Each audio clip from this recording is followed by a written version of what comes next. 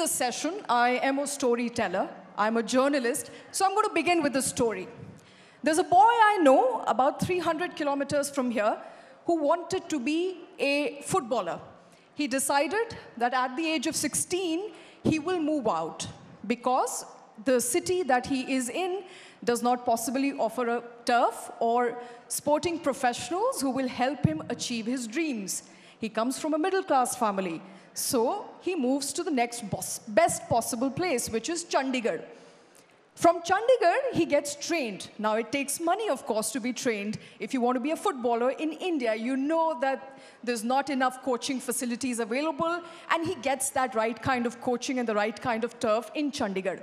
At this time, he's trained. He's told he has potential. So then he decides to go to Bengaluru. Bengaluru is where he starts his sort of professional football training as well as his journey. Now, it's already been 3 years in the process. He's now 21 years old. A lot of people are telling him that his time is over. A lot of others are telling him, don't listen to them. Your story is still unending. It's unfinished. It's not written off just as yet.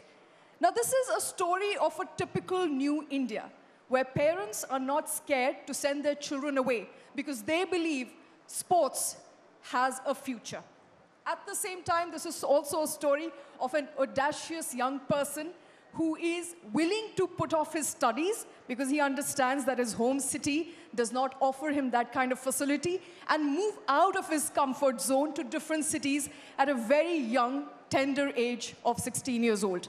Now, this happens to be my brother, and I'm very fortunate to be sitting here. But this, as I said, is also a story of every other young Indian family, as well as a person who has willingness to do something, perhaps is not able to do so in absence of enough facilities, even though he has potential. As I said, his story is still unfinished, so we don't know. He may just be a professional footballer. But as we kickstart this session, the first big question I believe we have in front of us is that we want sports to have to be synonymous to brand India.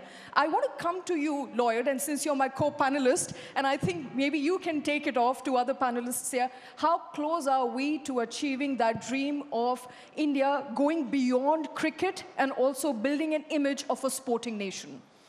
Hey, thank you, Shweta. And I think we've got a great set of panel who should be answering this. But if I could just say one thing, I think the last decade truly has seen Indian sport come of age. As many people would say, for a long time we were a one-trick pony, right? Cricket was Indian sport.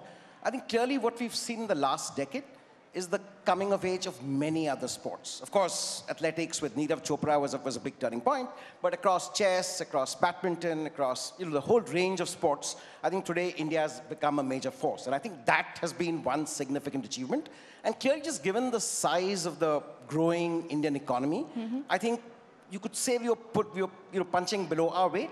I think that's slowly correcting itself. And I hope through the course of this session, we'll actually be able to probe deeper into this aspect. I think no better than Pullela to answer that question. Pullela, do you still think we are punching below our weight? Do you think we are getting there just as yet? We heard Sports Minister just before the session, and he talked about how India has had a pivotal journey in sports in the last decade. And I believe a lot of you agree that there have been significant changes. Would you agree with that? Well, I think the last 10 years have been phenomenal in Indian sport. I think the way the growth has been is enormous. The inspiration has been fantastic. No time before has the Prime Minister of the country spoken about sports so much.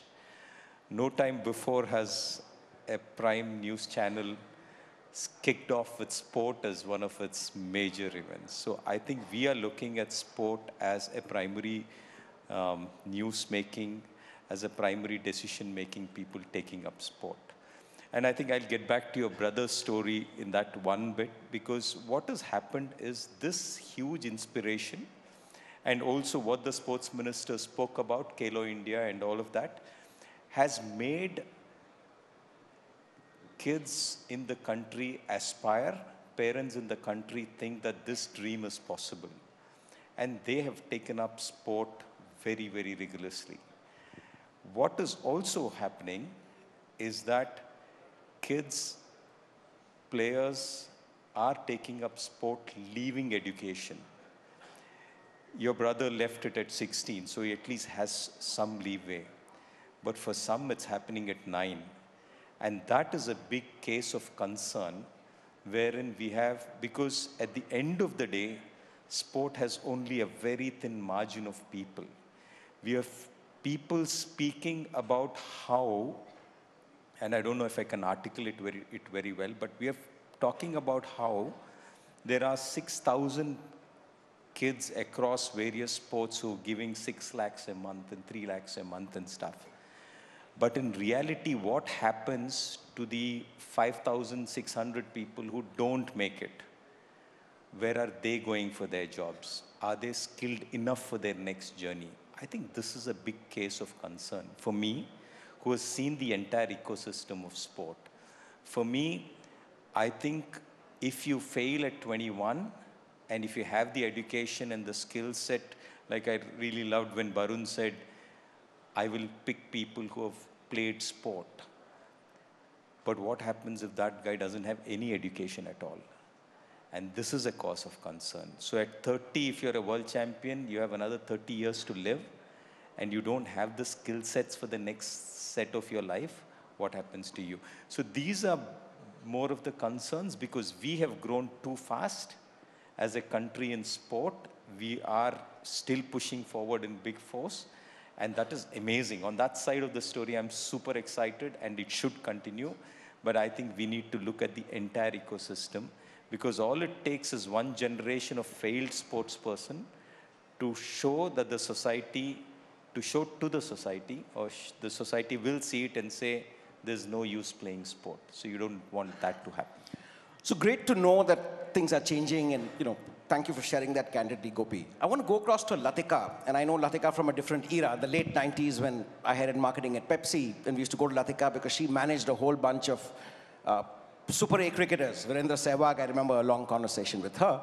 And then somewhere in the mid-2000s or 2005 thereabouts, she got into other sports. You, I think, signed on Abhinav Bindra and then subsequently other sports. So Latika, is it really changing when it comes to support to other sports? Or are we still predominantly a one-sport nation? Well, fortunately, nothing ever happened to the primary sport. It only grew in size, stature. The leagues came on and gave a livelihood to so many more cricketers. So in every possible way, it's given money to coaches, to professionals, to marketing people, to people who genuinely wanted to make a career in sport. So let's not denounce cricket at the cost of other sports. We can definitely have everything coexisting. And in the 2 odd decades that I have been involved in this, definitely other sports have come a very, very long way. So I don't think we can say that other sports do not get their recognition. They definitely do. And I think it's all a part of the evolution. The boost has to come from private participation. The boost has to come from media, from channels, from various formats. And the more people who are involved in sport, the more are these solutions going to come out, because the sportsman has to play his sport. For everyone else to figure out how to make a livelihood for them, that is the job of marketing, of business. And I think everyone needs to redirect their energies, and examples of that would be the ISL League, the Pro Kabaddi tournament, the various other tournaments that have come up in the country, because we are a huge population and any amount of entertainment is never going to be enough. So we need to work on that. Absolutely. Pia, thank you for coming to India. My pleasure. Well, I think as a country which is known for its cricketing fanfare and the currency that it has, the biggest sporting currency that it has, and it has continued to bank on it for a very long time, is cricket. We want to change that image. We want to go beyond cricket, and we are moving those strides. I mean, we've discussed all of that, and we will continue to. But as far as football is concerned, as you have been associated with one of the biggest football leagues in the world, how do we build an ecosystem where we can help nurture talent from the very grassroots level? So first and foremost, thanks for having me, and really impressed by this event. It's a great experience. And secondly, we should maybe touch base on your brother's career path for the future. Coming back to your question, how to build an ecosystem. Frankly, having tried to dig a bit deeper into the current situation of India's sports and your youth development system, I think let's say the foundation and the idea is exactly right. Looking at the idea of the Kilo India system, this is exactly what makes, I think, European sports successful. And then speaking maybe for Germany, because representing the second biggest football league in the world from Germany. This is how we build our ecosystem in terms of football, but also in sports. But it took a long time, right? It started right after World War II. Like, you know, it took us several decades in order to, you know, lay the foundation of something we then, you know, were able to earn the credits from at a later stage. So I think that's the one part. The second part is, as Barun and the Minister of Sports exactly pointed out, it's about the events, getting the right events in. And yes, I think the ambition to have the Olympics 2036 is perfect, but there are so many other major events you could have and which could really help and make India benefit from. That's exactly the right way to do in order to get the attention from international, but especially also to build fandom and talent nationally. Thank you. Do you know, sorry, Lloyd, as far as fandom is concerned, with a show of hands, how many of you watch football? Religiously watch football? All right, I think those are half the hands down, but a lot of people are football lovers in the country. Even then, for some matter, and I spoke to my, sports editor right before I got on this panel, because sporting is, and a self-admission, not something that I've done for a very long time. So she said that despite repeated efforts, for some reason, it just does not make enough money. So, there is the value proposition, there's the economic sense to it, which happens to be missing. And we were discussing this before, we came on the panel, that it's a classic chicken and egg situation to me. What do you do first? You pump in money, but then you also need enough reception, you also need enough revenues. But when the revenues only will come in when people are actually interested in watching. How do you break away from that conundrum? I think never an easy situation, and a great question that, Shweta. I think the challenge is that today, with an increasing activist economy where shareholders want good returns, I think business leaders are tasked with ensuring they put their money where they get the best returns so that their companies prosper and shareholders get returns. Having said which, I think one big change that has happened is the government of India mandates that every company spends 2% of its post-tax profits on corporate social responsibility. I think where corporate India or India Inc. needs to look is virtually none of that gets into sport. Sport is considered too much of a, shall we say, a nice to do or a luxury. A lot of it goes into important issues like education and health. But I think the enablement of 2% of post-tax profits of a company for sports, I think is a great step in that direction. I think for that, the government needs to be applauded. Absolutely. Sorry. Maybe I would like just to add, looking at the stats we are working with, we see that almost 25% of the Indian population is interested in football, of which more than 40% are between 16 and 34, which means that I don't know if everybody is within that target or age group, but it seems like that football is, heavily growing in the younger target groups, which is great for us. We see our ratings on Sony more or less doubling each year. So you could sense an increasing demand for football, obviously in a very cricket-dominated market. Absolutely. We have a very diverse group here, but I want to come to you, Marcus. I understand you are actively engaging with India to facilitate, people, young people especially, who want training in football to have a free flow from one country to another where they can get the right sort of training and then come back and perform in India. Talk to us a little bit about what you're doing with the government and with Indian institutions. Yeah, thank you for the invitation. Great to be here. It's my first time in India and I'm really impressed. Yeah, we started in last June with one of my companies. I was for nearly 24 years CEO of an Austrian football club. We played also international. But then I started my own business and we said, okay, how can we support also other countries in this kind of soccer. And together with a friend from Switzerland and Germany, we founded a company, and we have as a project 3 issues, because the one you said, and I guess this is the key for the Indian population, is the young population, young people working on sports, training in sports in school. And what we want to provide is that regularly, not only one time, Indian kids who are selected here, who are trained here, can come for, let's say, 2 weeks to Austria, to Germany, to Switzerland, have training there, play there against youth academies, with the support like German Bundesliga, but also we talk to Austrian Bundesliga, to Swiss League, to give them a goal. And the second thing is also coach the coaches, bringing also coaches there, giving them the possibility to support. And don't forget, sports is a business, sports is an industry, so we also created programs, for example, for young doctors, for young lawyers from India who wants to work in sports. And I guess the know-how we have, especially in this region, Germany, Austria, Switzerland, within the last years with hosting the FIFA and UEFA, for example, in Switzerland, is a big possibility for young Indians, for young management people also to come there. Not only the children who want to play soccer, but also young students to come to Europe and also in the other direction. Very important. Thank you, Marcus.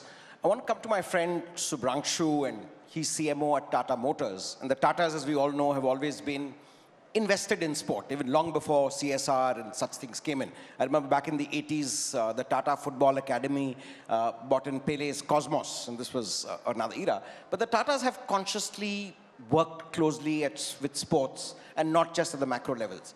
But as a marketer and a business person, Subrangshu, do you think corporate India does enough for sport? Not just in a manner of the kind of returns they get, but also in terms of what needs to be done to build sports, the whole sports ecosystem in the country? Well, purely as a marketer, I can say that the short answer is yes.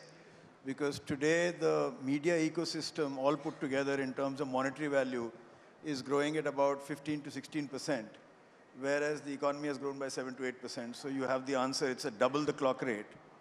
But we must realize, you mentioned CSR and other efforts to promote sports, including the trebling of the budget from the government side. But as a marketer, I'm looking to reach them, audiences, premium advertising audiences. So there are 3 large trends which have shaped the sports ecosystem. One is India is getting more affluent. Even at 7%, we double the GDP every 10 years. Naturally, it leads to leisure, it leads to recreation, it leads to India pride, which is a very important thing. The second thing that's happened is digital and television have merged in many ways. Social networking became social media at the same time that television started getting more and more aggressively about premier events. So from a business standpoint, why we are interested in sports is to reach the right audiences, give them what is really pure play reality TV.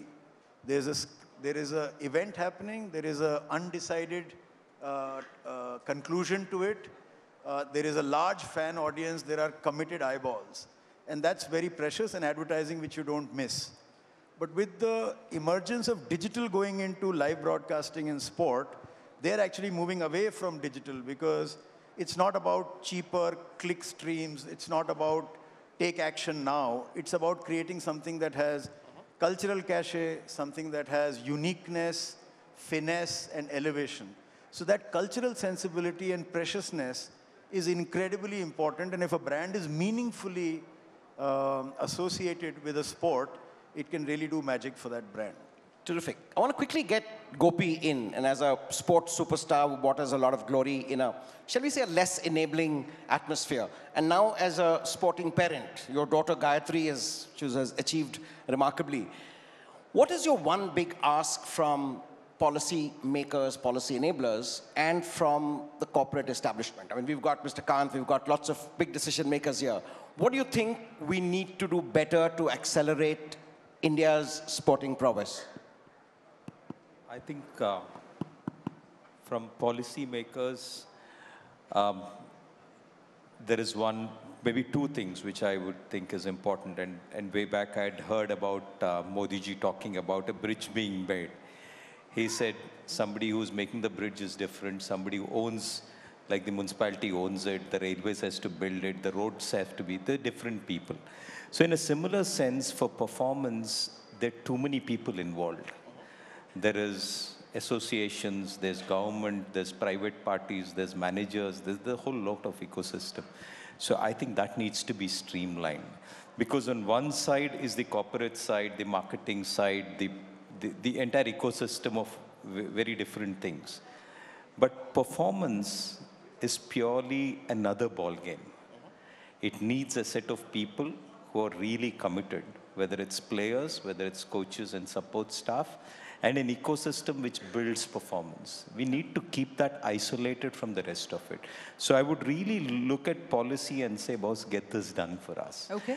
The second thing for me which would be important is that what happens to, because there are thousands and thousands of people who are taking up sport. A very small percentage of them are successful. What happens to the huge number which we don't make it? How are we going to ensure that their lives are secure? So this would be also something which I would want to really look at sports policy.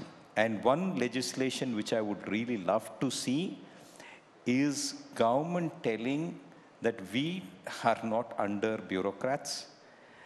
Sports administration is not under politicians, but sports is managed by professionals and people who know stuff and who are sports persons. That, from a legislation point, I would really want to see. All right, fair enough. Latika, I think 2 to 3 very important points that Gopi made there. One, of course, is that sports should be managed by professionals. And the other is what happens to those who don't really succeed. If they don't have enough education, what are the leeways for them? As far as your understanding of managing sports for years now is concerned, what is your big ask of the government? What should they do now, especially at a time when India is aspiring to host Olympics? Let's address that as well. How do we up that performance? The whole question of sports marketing, and a lot of foreign universities do offer courses in sports marketing or sports management. And a lot of children are very interested because they automatically assume that an interest in sports translates into some sort of skill at management, which is not necessarily true. The evolution of jobs which run parallel to it. Now, people who are in sports, sports coaches, sports association, people to manage the associations, people to manage the sport. But that is primarily, I think, to start a sport with the whole intent of making a career out of it and having 3 different options is not really the way it's going to be. Sport has to be played for sport's sake.